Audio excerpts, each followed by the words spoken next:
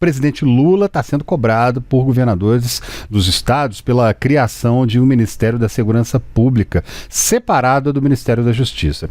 O tema do desdobramento, o tema do desdobramento da pasta não é novo e já havia sido discutido durante o período de transição de governo. A cobrança ganhou ainda mais força depois do pedido de demissão do ministro aposentado Ricardo Lewandowski. Mas aí, em nota, o Conselho Nacional de Secretários de Segurança Pública avalia que o momento é oportuno e estratégico para a criação de uma pasta com dedicação exclusiva à área, O colegiado defende, portanto, que a segurança pública tenha status próprio no governo federal e seja tratada como elemento central de articulações na federação. Até a definição do novo titular, o Ministério da Justiça e Segurança Pública está sob o comando interino, de Manuel Carlos de Almeida Neto. A escolha do novo ministro caberá ao presidente Lula, que ainda não sinalizou quando fará a nomeação, nem se pretende promover mudanças na estrutura da pasta, viu, Cir? Pois é, André, vou chamar a Luciane Landim aqui para essa conversa. Lu, existem condições neste momento para implementar essa mudança, já que esse ano é um ano eleitoral, e é esperada, de certa forma, um esvaziamento na esplanada, Exatamente. O que se fala, o que se avalia, principalmente aqui nos bastidores, é de que Lula não deve fazer esse movimento nesse ano. Como foi falado, esse é um ano de esvaziamento da esplanada dos ministérios justamente por conta das eleições de outubro. Muitos ministros vão sair, vão deixar os cargos porque pretendem ser candidatos e não é visto, pelo menos essa separação agora, ela não é vista como adequada para esse ano em que não é um ano em que o governo foca nessa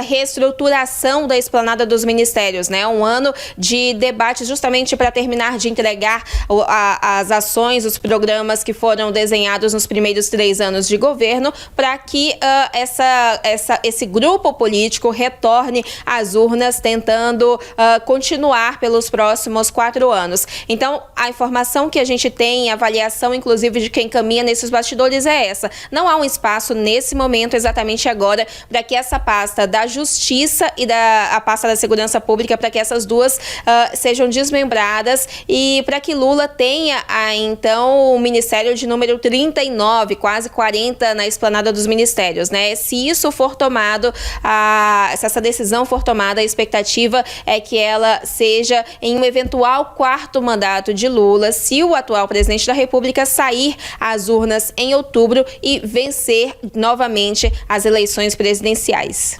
Pois é, e o presidente Lula, inclusive, assim como várias autoridades brasileiras, ele comemorou bastante o acordo do Mercosul com a União Europeia. O ministro das Relações Exteriores da Argentina, que é o Pablo Quirno, confirmou, inclusive, que o pacto fechado entre Mercosul e a União Europeia vai ser assinado já no sábado que vem, isso no Paraguai.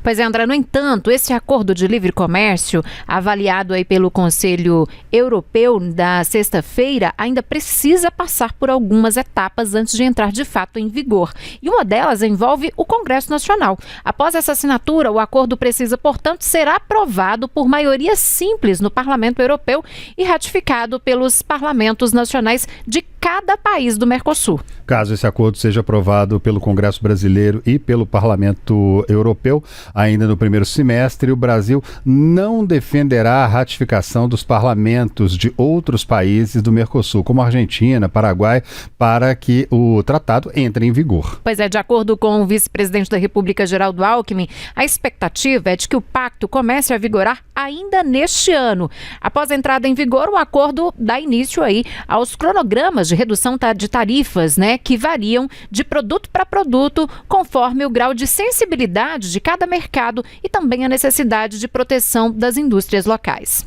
O acordo deve ser assinado nos próximos dias e a nossa expectativa é de que a vigência ocorra este ano.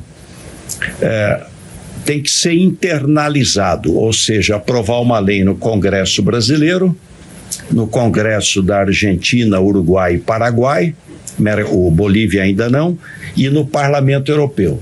Agora, se nós aprovarmos, por exemplo, no primeiro semestre agora, o o acordo internalizarmos, o Congresso brasileiro votar no primeiro semestre, nós não dependemos da Argentina, Paraguai e Uruguai, já entra em vigência.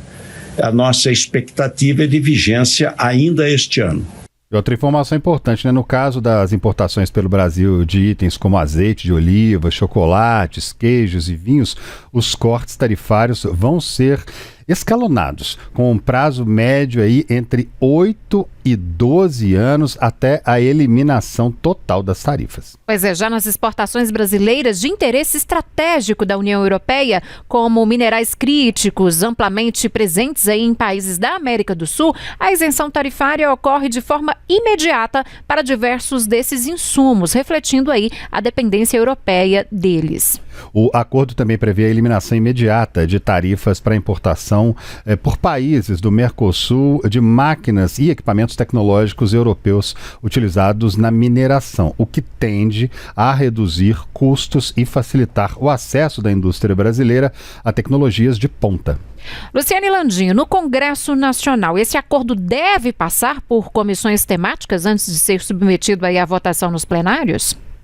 Essa é uma intenção e essa tramitação no Congresso Nacional também é um rito absolutamente comum para tratados entre países, tratados internacionais, justamente porque são textos que mudam algum ponto da legislação, mudam alguma carga tributária, algum regulamento que já é feito, então por isso passa tanto pela Câmara dos Deputados quanto pelo Senado Federal. E há uma expectativa, como apurou a repórter Patrícia Nadir, em uma reportagem que está no portal otempo.com.br, há uma expectativa de que esse assunto seja tratado em comissões temáticas e depois seja levado ao plenário tanto da Câmara quanto do Senado. E uma expectativa também de que isso seja feito ainda no primeiro semestre do ano, justamente para evitar a discussão desse assunto, um assunto que é tão grande para o Brasil, que foi negociado por mais de 20 anos, em um Congresso esvaziado por conta das eleições. A partir de agosto, a campanha eleitoral começa e os parlamentares já ficam um pouco mais distantes de Brasília. Então, há essa intenção também de debater, de aprovar esse acordo ainda no primeiro semestre no Congresso Nacional. É isso, né? E o governo Lula, inclusive, né, notícias de hoje também, atualizou as faixas de contribuição previdenciária dos profissionais com carteira assinada, empregadores de trabalhadores domésticos e também contribuintes avulsos, hein, Síria? André, de acordo com essa nova tabela do INSS que foi divulgada pelo governo federal, a alíquota progressiva sobre os salários varia de 7,5% a 14% e está em vigor, portanto, já a partir deste mês. Os percentuais variam de acordo aí com a evolução da remuneração recebida pelos profissionais e incidem também até o teto dos benefícios previdenciários. Ali a gente preparou uma arte para te mostrar como que é essa incidência. Para quem ganha até R$ 1.621, essa alíquota passa a ser de 7,5%, ou seja, vai ser descontado ali do seu salário 7,5%. Para quem ganha de 1.621 a 2.902, 9%. Para quem ganha de 2.902 a 4.354, 12%. E para quem ganha de 4.354 a 8.475, 14%. E a gente preparou ali também, detalhou para você quanto que vai ser descontado em média, né? Para quem ganha 1.621, R$ 121,58, R$ 2.000, 155,69 e por aí segue até ali, a gente detalhou até R$ 6.000. Para quem ganha até R$ 6.000, que no caso vai ser descontado a partir de agora R$ 641,51 só de INSS, André. Pois é, os novos valores sobre os quais incidem as alíquotas estão baseados na inflação do ano passado. A variação publicada no Diário Oficial da União, correspondente ao percentual de 3,9% acumulado pelo Índice Nacional de Preços ao Consumidor em 2025. No ano passado, o índice de referência é responsável pelo cálculo da inflação para as famílias com rendimento entre 1 e 5 salários mínimos. Esse percentual é o mesmo usado para reajustar aí as aposentadorias acima de um salário mínimo, né? Com a definição, o teto dos pagamentos realizados a aposentados e pensionistas do INSS passa agora de 8.157 para 8.475. Esse ajuste vale para todos aqueles que recebiam o benefício em valor acima de um salário mínimo em fevereiro do ano passado. Já o valor mensal da contribuição do MEI, que é o microempreendedor individual, passou para 81,05 centavos, falando em reais, claro, né, correspondente a 5% do salário mínimo vigente. Em 2025, o valor era de R$ 75,90. Além da contribuição, né, previdenciária, o MEI também deve pagar as taxas correspondentes à atividade ICMS para comércio e indústria ou ISS para prestadores de serviços. Os valores são recolhidos por meio do documento de arrecadação do Simples Nacional. Aí, então, dado o recado, ajuste já feito, e já que a gente está falando em INSS, vamos para outro segmento agora desse assunto. O diretor de Administração e Finanças do DENIT, que é o Departamento Nacional de Infraestrutura, o Marcos de Brito Campos Júnior, ele foi exonerado do cargo quase um mês depois de ter sido alvo da Polícia Federal em mais uma fase da operação, aquela operação que a gente tem trazido as informações aqui para você, que apura desvios e corrupção no INSS. Né? Agora, a gente quer mais detalhes desse assunto. Conta pra gente aí, Lu, você tem mais informações sobre essa exoneração pra gente? A exoneração de Marcos de Brito Campos Júnior foi publicada em uma edição extra do Diário Oficial da União na noite de sexta-feira, dia 9 de janeiro. Ele que então deixa esse cargo de diretor de Administração e Finanças no Departamento Nacional de Infraestrutura de Transportes, o DENIT, um órgão que é vinculado ao Ministério dos Transportes, e quase um mês depois de ter sido alvo de mandado de busca e apreensão em uma nova fase da Operação Sem Desconto, que é essa operação comandada pela Polícia Federal para investigar as fraudes bilionárias no Instituto Nacional do Seguro Social, o INSS. Essa nova fase que mirou Marcos de Brito Campos Júnior, ela foi no dia 18 de dezembro e desde então ele usava a tornozeleira eletrônica. Então ele permaneceu como diretor do DENIT por todo esse tempo, cumprindo essa medida cautelar. Ele é alvo porque a Polícia Federal encontrou conversas sobre entregas de propina